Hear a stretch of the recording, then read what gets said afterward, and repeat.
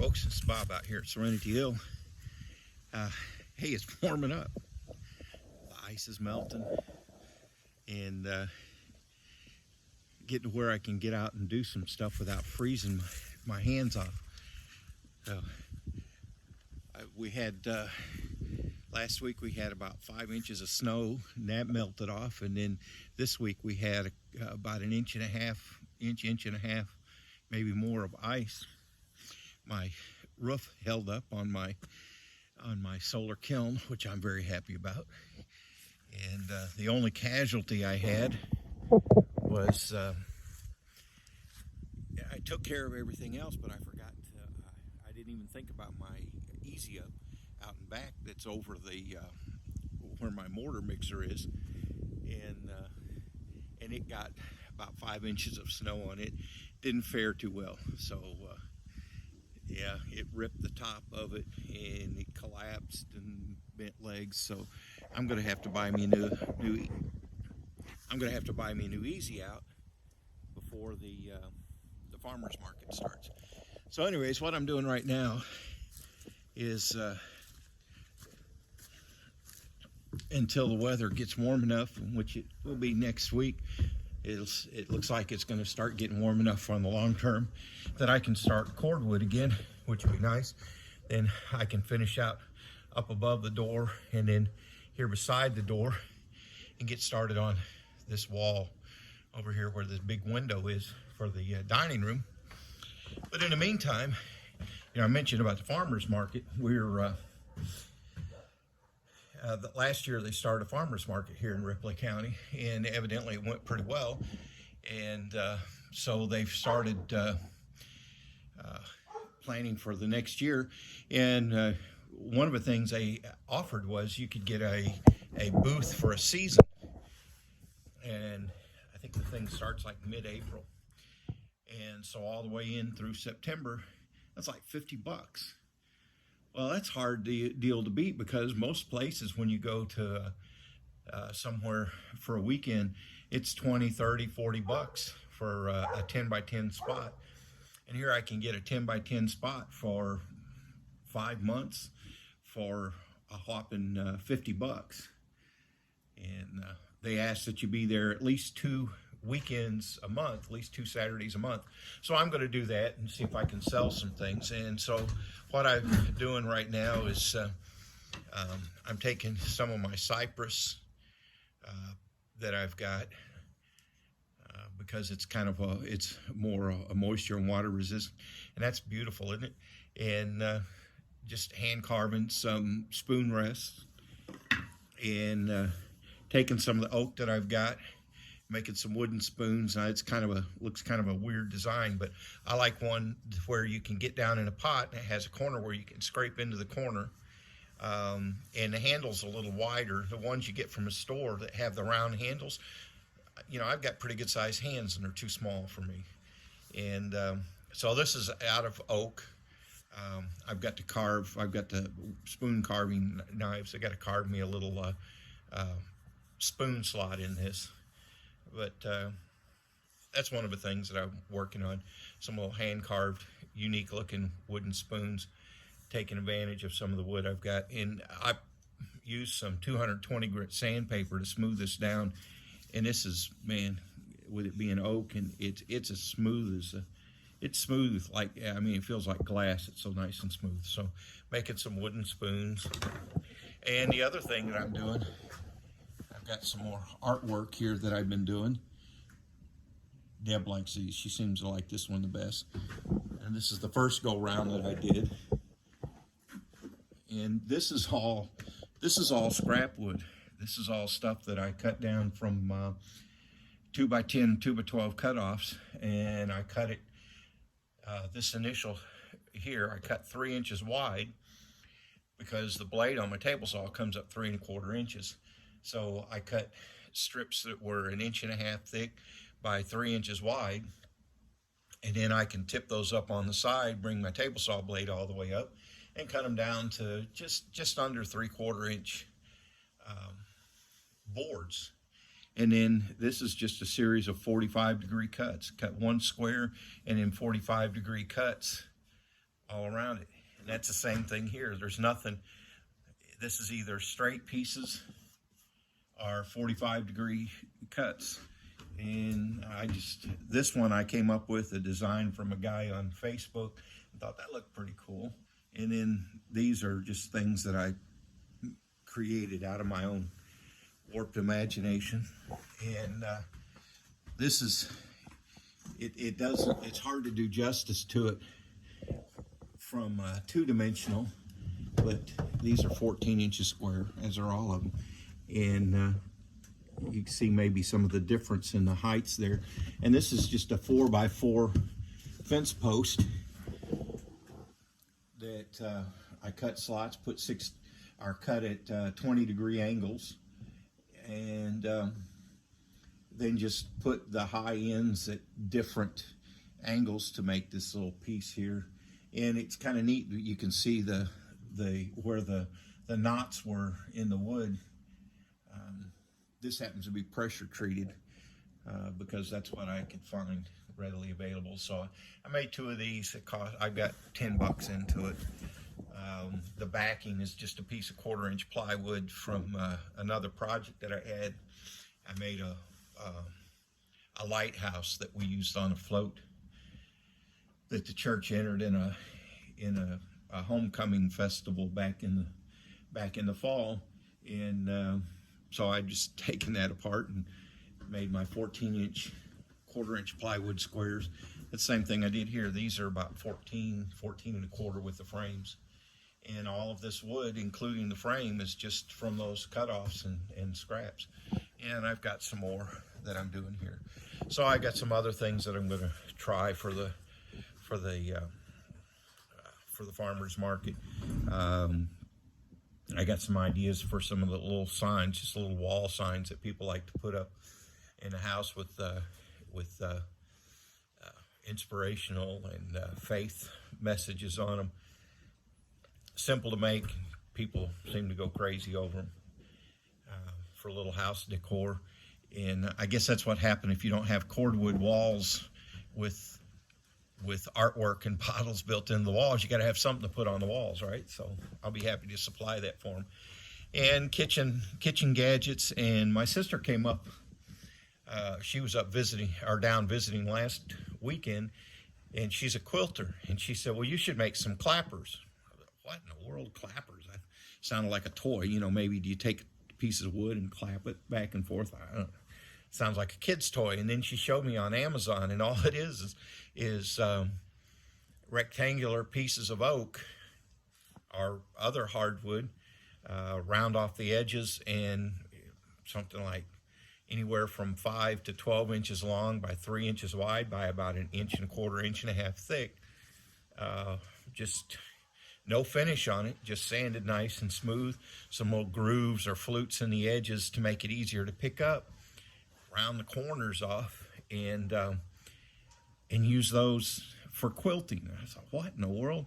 She said, yeah, you take your steam iron and you iron your seams, and then you take this clapper. It's hardwood and no finish on it, so you don't have to worry about anything transferring to the wood. And you put it down on the seam to hold the steam and the heat in to flatten out your seams. And like a 5-inch one, 5 inches by 3 inches by 1.5 inches was like $20. And the bigger they get, of course, the more they go up. And then some of them had some real intricate designs where they cut strips and cut angles and made them like a herringbone shape, just glued together with a herringbone shape. And those were like $200. I'm like, holy cow. Well, I've got pieces of wood out here, oak. So I've got some cut 1 1/4 inch, some cut 2.5 inch. I'll just cut some to 1.5 inches and or 1 3/4 and be able to smooth it down. And I'll have me an 8-foot long by 12-inch wide board that I can use for making clappers. You can't get much more simple than that, right? But something that people might buy. I'll make a few, see how they sell. And if they don't sell, I'll just send one to her for Christmas, right? So just things like that. looking for some ideas to come up with for home decor and kitchen gadgets that are homemade, handcrafted. A guy whose YouTube channel I was looking at, he had a little tutorial on how to make the trellises, the old-fashioned, fan-shaped trellises for out in a garden. Basically, you need a 2x4 to make a trellis, and fortunately, 2x4 prices are coming down. And by having the saw that I can use to rip those down into strips, really is quite economical to make. And so I'm going to try that. He suggested, and I think that sounds like a good idea. There's within 3 miles of us, there's a nursery, a local nursery that's really quite popular. You see quite a bit of traffic there every weekend, especially. And what he suggested doing, and so I think it's a possibility, is doing them basically on a consignment. He takes them to several different local nurseries, and he doesn't charge the people anything for them. He just says, look, this is what I want out of it, and you put whatever price you want it on it, and what you get above what I need out of it, that's yours. And he doesn't get any money up front. Just says, when you sell them, I get my money, and if you run out, let me know and I'll bring you more. And that way it's no risk for them, and really very minimal risk for him, because there's not a whole lot of money that you put into them. So I'll make up some tags and put my information on it, and handcrafted right here in beautiful metropolitan fair dealing. And hopefully people will like that, instead of something that's made in China or made in India and shipped over, that it's something made here local. So that's the kind of things I'm doing. We're always looking for something to do on the homestead to make some money. And, everybody thinks about, well, we'll sell eggs, or we'll sell chickens, or we'll sell whatever. But, if there's things that you can craft with your hands, those are viable things to sell too. And especially if you have something like a local farmer's market that's fairly inexpensive, that's a valid way to make money off your homestead. And especially if you've got scraps of wood from things that you've already done, and instead of throwing it on the burn pile, you repurpose it to make some money out of it. So that's basically what I'm doing, is I'm turning what should be trash, hopefully, into some treasure. So what I'm doing right now, today, since it's got warm enough that my hands will function and my glue will work, is I've just got some strips here that I cut at 45-degree angles and stained, and I'm going to put these, using these to make frames for these other items here. So again, all I've done on these this is a piece of 1/4-inch plywood. It's 14 inches square, and then I've just glued these pieces onto the back of it. And I happen to have some, I had the black stain. This is a stain that I used on my on our vanity. And then I had the 2 different colors of gray stain, a light gray and a dark gray stain that I had for my for the snowflakes that I sold at the Christmas craft fairs. And then I got some white pickling stain, and that's what I'm going to use for finishing our kitchen cabinets, is the white pickling stain. The thing I like about it is you can see it gives it the white color, but it doesn't cover up the grain. And so that's what I used, and that's stuff that I already had for something else, so I didn't have to go spend more money on things. So now I'll put my frame on, and what I do on building these frames is I'll just take and glue this on, and I'll put it on the edge of my bench here so I can clamp this one on, make sure I've got it, you know, even on the sides with the hangover that I want, as it is going to hang over just a little bit on the edge, and even from side to side. I'll clamp that down, and then I'll build out from there. Just pretty simple. And then I'll put it through a few nails in from the back side to hold it in place, and that's that. So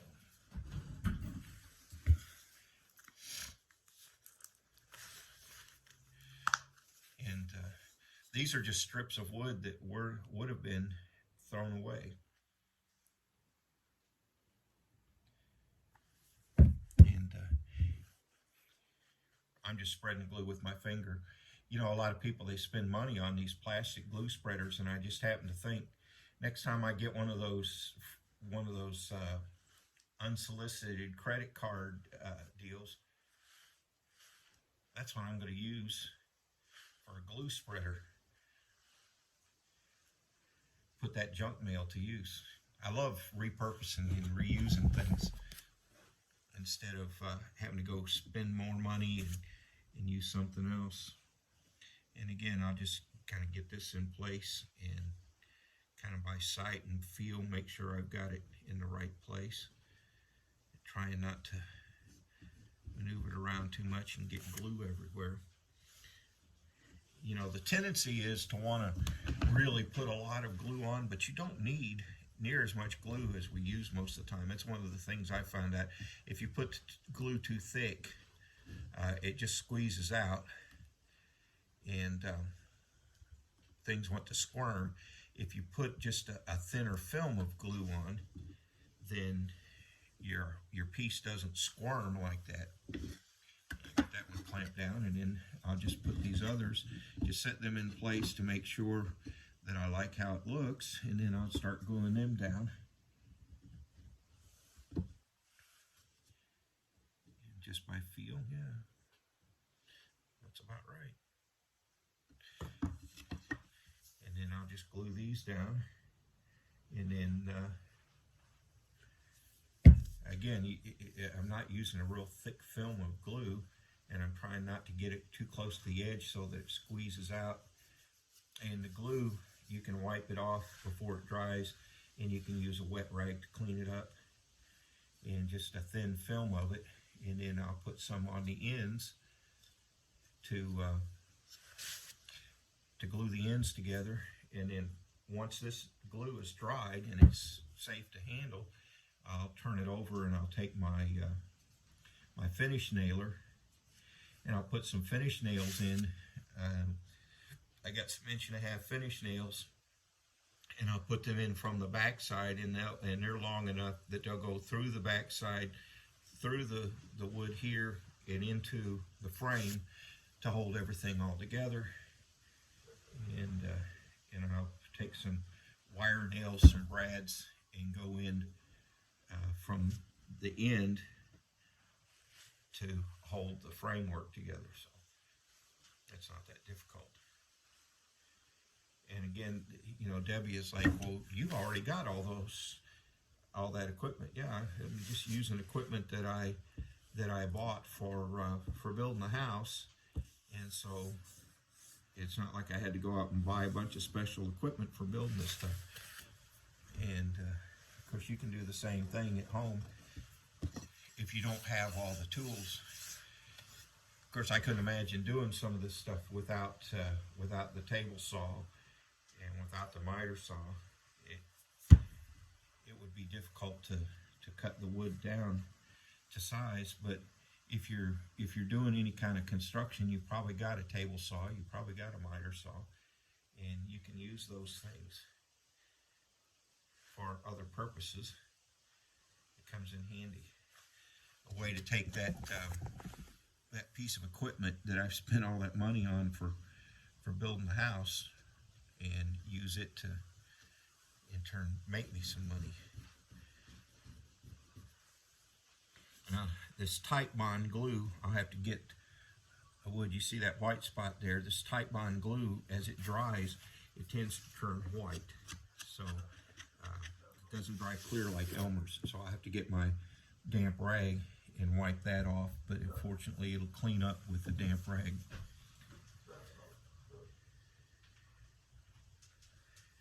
And just put some glue on. And again, you don't, you know, I used to, when I first started doing stuff like this, I always thought, well, the more glue, the better. But you just need you don't need a whole lot of glue. You just need just a thin film enough to adhere. And this glue, I tell you, these modern adhesives are really, really good. All right, so.